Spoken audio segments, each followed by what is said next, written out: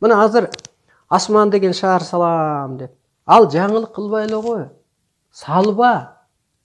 Асман деген шаар бул менин түшүнүгүмдү айтайын. Бул Кыргызды бир карызга батырчу эле бир чоң проекти. Мисалга, мейли Астанага окшоштуруп салам деп. Астана мүмкүн Казакстанга зарыл болгондур. Чек араны тетиги бир жерге барып центрди уюштуруп, столицаны көчүрүп, мисалга Казакстанга зарыл болгондур. А бирок Казакстан ошо Астананы салам деп карыз бүгүнкү күндө. А бизге зарылчылык жок, турат Бишкек турат, ак үйүбүз турат. Мисалга, жана чет мамлекеттерде, өнүккөн мамлекеттерде эле каралбай калган шаарлар бар. Салынган үйлөр эч ким жашабайт. Эмнеге дегенде, а жерде бир кестен нефти чыгып турганда, а жерде бир газ чыгып турганда, ошол жерге общежитие салынган, ошол жерге шаар курулган. А көлдө же балыкчынын тегерегинде эмне бар? Салганда аякта бирөөлөр барып жашаш керек, аякта бир жашоо болуш керек. А жерден бир нефти газ чыгыш керек.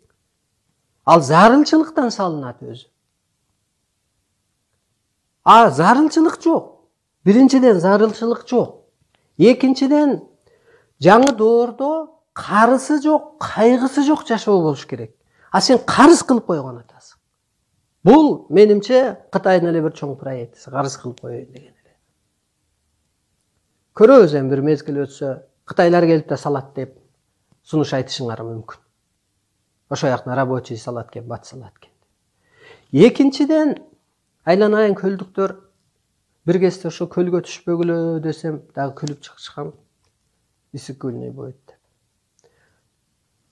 Кыргыз жерине информация түшкөндө энергия кошо түшкөн.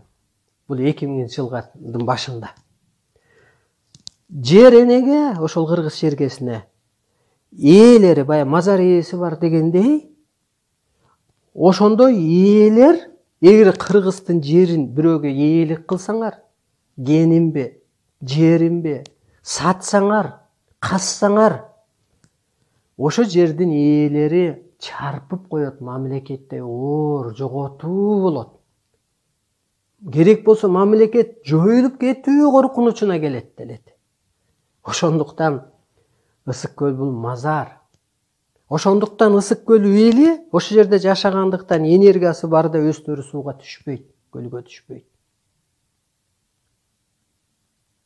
Анан а жерге шаар курам десең, а жерге барганда анда Ысык көлдү төбөлеген атабыз да. Анда мамлекет жоголот. Ошондуктан бул оюңан кайт. Мына Токтогул суу сактагычында суу жок. Оорчулук. Экологияны кароого алмайын, экономика эч качан көтөрүлбөйт.